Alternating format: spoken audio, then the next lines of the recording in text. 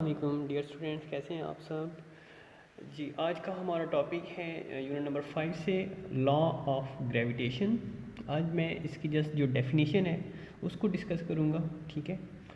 कल हम इंशाल्लाह इसकी जो मैथमेटिकल फॉर्म है उसको फर्दर डिस्क्राइब करेंगे। तो न्यूटन की जो ऑब्जर्वेशंस थी अबाउट फोर्स ऑफ ग्रेविटेशन, उस पर उसने एक लॉ पेश किया, क्योंकि उसने ये अपनी जो ऑब्जर्वेशन थी उसमें उसने ये शामिल किया था कि आपके पास every body of the universe attracts every other body, कि इस यूनिवर्स के अंदर, इस कायनात के अंदर जितने भी अजसाम हैं वो एक दूसरे को अपनी तरफ अट्रैक्ट करते हैं। और उसने उस फोर्स को क्या नाम दिया जिस फोर्स से वो एक दूसरे को अट्रैक्ट करते हैं? Force of gravitation. अब ये जो फोर्स ऑफ ग्रेविटेशन है ये किस लिहाज से एक जिस्म के ऊपर अमल करती है और कितनी शिद्दत से ये उनको अपनी तरफ अट्रैक्ट करती है, या ये कैसे एक दूसरे जिस्म जो हैं वो पहले जिस्म के लिहाज से अट्रैक्ट किए जाते हैं, और उनके दरमियान जो अट्रैक्शन की जो वैल्यू है वो हम कैसे फाइंड आउट करते हैं। तो उसके लिए न्यूटन ने एक लॉ पेश किया, उस लॉ को हम कहते हैं लॉ ऑफ ग्रेविटेशन। तो according to Newton's law of universal gravitation, अब यूनिवर्सल ग्रेविटेशन से ये मुराद है कि आपके पास ये जो लॉ है ये ज़मीन के ऊपर जो अजसाम मौजूद हैं उनके लिए भी एप्लीकेबल है, जो ज़मीन से उसकी फील्ड से आउट हैं। जैसे कि आपके पास स्पेस में और ढेर सारे लाखों करोड़ों की तादाद में स्टार्स और प्लैनेट्स मौजूद हैं, और ढेर सारे पार्टिकल जो हैं वो मौजूद हैं। तो ये हर एक जिस्म के लिए, हर एक जिस्म जो है वो दूसरे जिस्म के अपनी तरफ जब अट्रैक्ट करता है तो उसके ऊपर ये लॉ जो है ये एप्लीकेबल। इस वजह से न्यूटन की लॉ ऑफ ग्रेविटेशन को हम यूनिवर्सल लॉ भी कहते हैं, यानी कि ये Newton's law of universal gravitation, यानी कि हर कायनात के अंदर जितने भी अजसाम मौजूद हैं, चाहे वो छोटे हैं चाहे वो बड़े हैं, चाहे वो बिल्कुल एक ज़रे की मानद हैं, ठीक है, तमाम अजसाम जो हैं वो एक दूसरे को अट्रैक्ट कर रहे हैं, ठीक है। और उनके ऊपर ये जो कानून है ये लागू होगा, यानी कि उनके ऊपर ये कानून जो है वो एप्लीकेबल है।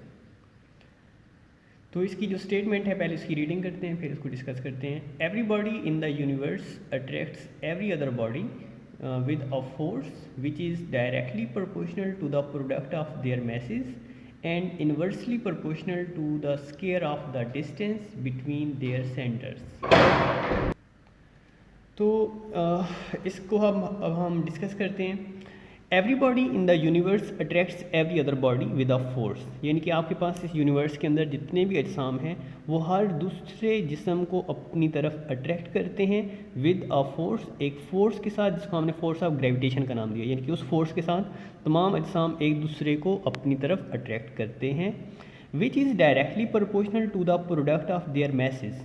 अब इस लॉ के हमारे पास दो हिस्से हैं। एक आपके पास यानी कि ये जो फोर्स है ये दो लिहाज से असरअंदाज होती है। एक आपके पास ये डिपेंड करती है मैसेज के ऊपर, और दूसरा ये डिपेंड करती है डिस्टेंस के ऊपर। यानी कि आपके पास ये जो फोर्स है ये जब दो अजसाम के दरमियान हम इसको लागू करते हैं या हम ऑब्ज़र्व करते हैं तो हम देखते हैं कि ये जो फोर्स है ये दो लिहाज से असरअंदाज होती है।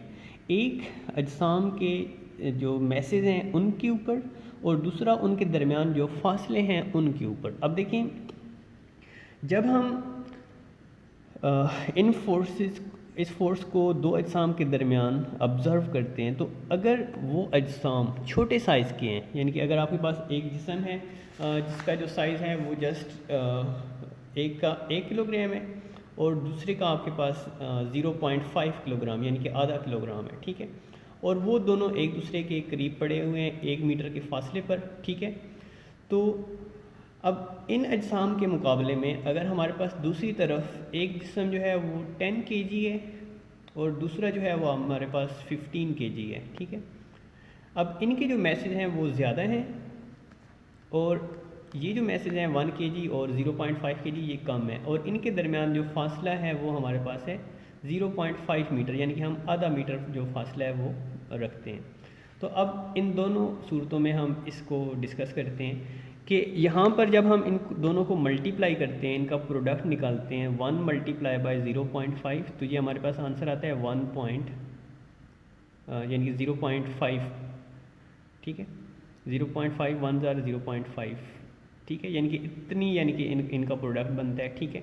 जबकि दूसरी तरफ हमारे पास जब 10 को हम 15 से मल्टीप्लाई करते हैं तो 15 10 कितना आता है आंसर, 150।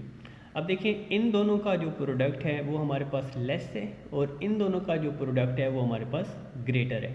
जितना दो अजसाम के दरमियान जो फोर्सेस हैं, ठीक है, जब वो अमल करेंगी उनका मैस का प्रोडक्ट जितना ज़्यादा आएगा, ठीक है, उनके दरमियान वो फोर्स ऑफ अट्रैक्शन उतनी ज़्यादा होगी। और जितना उनके मैसेज का प्रोडक्ट लेस आएगा, ठीक है, जैसे कि यहाँ पर हमने देखा है कि 1 को 0.5 से मल्टीप्लाई किया है तो आंसर हमारा 0.5 आया है। अब इनका जो प्रोडक्ट है एज़ कम्पेयर टू दिस वो आपके पास कम है। तो अगर आपके पास मैसेज का प्रोडक्ट लेस है तो फोर्स जो है वो कम है, और इसी तरह अगर इनके मैसेज का प्रोडक्ट ज़्यादा है तो हमारे पास फोर्स जो है वो ज़्यादा होगी, ठीक है। डायरेक्टली प्रोपोर्शनल का ये मतलब होता है कि अगर एक चीज़ बढ़ती है तो दूसरी चीज़ भी उसी लिहाज से बढ़ेगी, और एक चीज़ कम होती है तो दूसरी चीज़ भी उसी लिहाज से कम होगी। तो अगर प्रोडक्ट कम होगा तो फोर्स भी कम होगी, और अगर उनका प्रोडक्ट ज़्यादा होगा तो फोर्स भी ज़्यादा होगी। तो एक लिहाज से ये हमने डिस्कस किया है कि मैसेज के ऊपर ये किस तरह डिपेंड करती है। अब दूसरा है इनके दरमियान डिस्टेंस। अब देखें अगर हमने दो अजसाम को एक दूसरे के लिहाज से उनका जो फासला है वो 1 मीटर रखा हुआ है और दूसरा जो है वो 0.5 मीटर है, तो जब अजसाम एक दूसरे के करीब होंगे तो उनके दरमियान फोर्स ज़्यादा होगी, और जब अजसाम एक दूसरे से दूर होंगे तो उनके दरमियान फोर्स कम होगी। इट्स मीन जो फोर्स है वो डिस्टेंस के इन्वर्सली प्रोपोर्शनल है। अगर हम डिस्टेंस को इंक्रीज़ कर देते हैं तो फोर्स हमारी डिक्रीज़ हो जाती है, यानी कि कम हो जाती है, और अगर हम डिस्टेंस को कम कर देते हैं तो फोर्स जो है वो ज़्यादा हो जाएगी, ठीक है। यानी कि अगर अजसाम करीब करीब पड़े हैं तो वो ज़्यादा अट्रैक्ट करेंगे, और अगर अजसाम दूर दूर पड़े हैं तो वो कम अट्रैक्ट करेंगे। तो ये इस लॉ के दो हिस्से जो हैं वो हमने डिस्कस किए हैं कि आपके पास ये जो इन दोनों अजसाम के दरमियान में, यानी कि कोई भी दो अजसाम जब हम कंसिडर करते हैं, ठीक है, तो उनके दरमियान जो फोर्स है वो उनके मैसेज के प्रोडक्ट के डायरेक्टली प्रोपोर्शनल है। जितना उन मैसेज का प्रोडक्ट ज़्यादा आएगा हमारे पास फोर्स की मिकदार उतनी ही ज़्यादा होगी, और उनके डिस्टेंस के स्केयर के ये इन्वर्सली प्रोपोर्शनल है। यानी कि अगर आपके पास डिस्टेंस का स्केयर लेते हैं और वो ज़्यादा आंसर आता है, अगर ज़्यादा यानी कि आपके पास डिस्टेंस हो जाएगा तो इट्स मीन फोर्स जो है वो रिड्यूस हो जाएगी, फोर्स डिक्रीज़ हो जाएगी। और अगर उनके स्केयर का आंसर कम आता है, मिसाल के तौर पे हमारे पास दो अजसाम हैं वो 2 मीटर के फासले पर पड़े हुए हैं, ठीक है, जबकि दूसरी तरफ दो अजसाम हैं वो 8 मीटर के फासले पर पड़े हुए हैं। अब 2 का जो स्केयर है वो हमारे पास कितना आएगा, 4 मीटर का स्केयर, और जो 8 का स्केयर है वो हमारे पास आएगा 64 मीटर का स्केयर। तो अब इनके दरमियान जो डिस्टेंस होते हैं उनके स्केयर के ये इन्वर्सली प्रोपोर्शनल होते हैं, यानी कि उनका स्केयर जितना ज़्यादा आएगा तो हमारे पास फोर्स उतनी कम हो जाएगी, और जितना उनका स्केयर कम होगा फोर्स जो है वो उतनी ही ज़्यादा होगी। यानी कि अगर दो अजसाम 4 मीटर के फासले पर पड़े हैं और वही दो अजसाम 8 मीटर के फासले पर पड़े हुए हैं तो उनके दरमियान फोर्स यहाँ पर कम होगी इन दिस केस, और इस केस में उनके पास फोर्स ज़्यादा होगी, ठीक है। तो ये हमारे पास इनके दो हिस्से हैं, ठीक है, जो हमने डिस्कस किए। कल हम इंशाल्लाह इनकी जो मैथमेटिकल फॉर्म है उसको डिस्कस करेंगे। Thank you so much, that's it from today's lecture.